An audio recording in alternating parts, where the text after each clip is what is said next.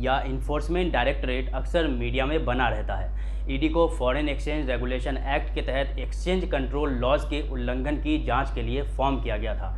यह central agency finance ministry के revenue department के तहत काम करती है।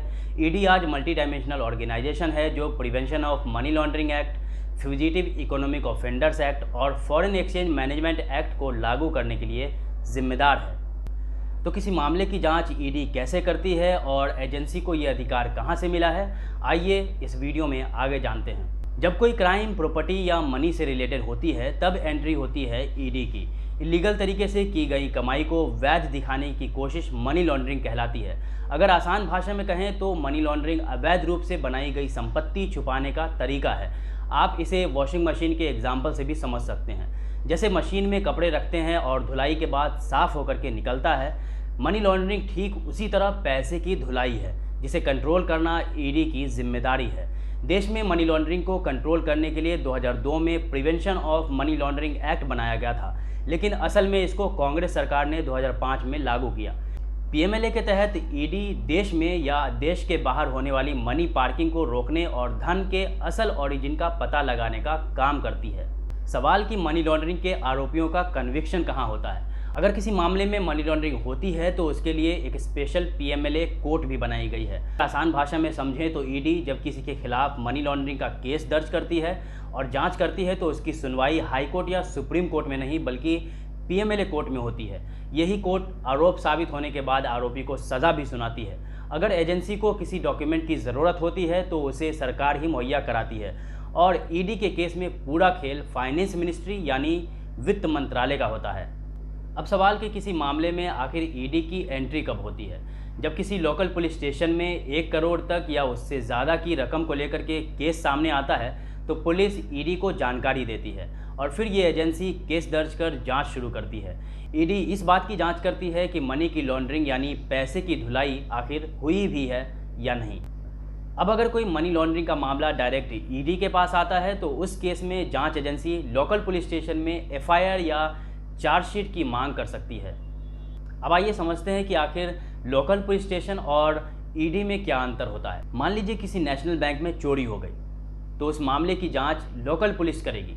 अब अगर जांच के बाद पुलिस को ये पता चलता है कि सारा पैसा बैंक के मैनेजर ने ही चुराया था और उस पैसे का बिना इस्तेमाल किए उसे अपने घर में ही रखा तो वो सिर्फ चोरी हुई और इस मामले में पूरी जांच की जिम्मेदारी लोकल पुलिस स्टेशन की होगी।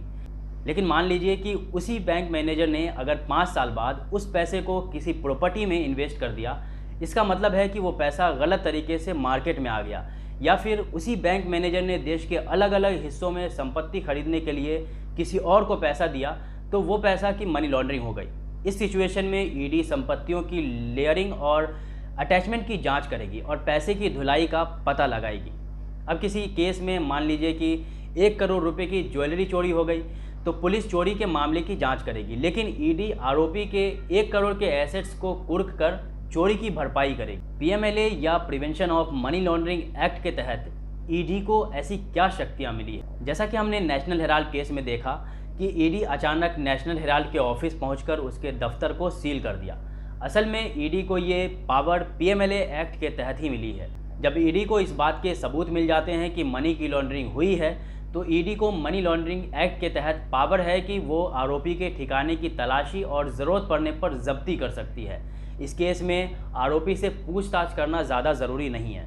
इसके बाद अगर ईडी को महसूस होता है कि आरोपी को गिरफ्तार किया जाना चाहिए तब आरोपी की गिरफ्तारी की जाती है। अगर किसी आरोपी को मनी लॉन्ड्रिंग के मामले में गिरफ्तार किया जाता है तो एजेंसी के पास चार्जशीट दाखिल करने के लिए 60 दिनों का समय होता है। आपको ये भी बता दें कि prevention of money laundering act यानी पीएमएलए के तहत किसी भी आरोपी को 7 साल से ज़्यादा की सज़ा नहीं होती। अब सवाल ये भी है कि पीएमएलए कानून 2005 में लागू किया गया, लेकिन क्राइम अगर 2005 से पहले का है तो उस केस में क्या होगा। ऐसे मामले में तो मनी लॉन्ड्रिंग की जांच नहीं की जा सकती है, लेकिन मान लीजिए कि क्राइम 2005 से पहले हुआ लेकिन उस पैसे का इस्तेमाल 2005 के बाद संपत्ति खरीदने में किया जाता है, तब ईडी इस मामले की जांच कर सकती है और आरोपी के खिलाफ prevention of money laundering act के तहत मुकदमा चलाया जा सकता है। अब सबसे महत्वपूर्ण सवाल ये है कि आखिर ईडी ने अब तक मनी लॉन्ड्रिंग के कितने केस दर्ज किए और इसमें कितने दोषी पाए गए।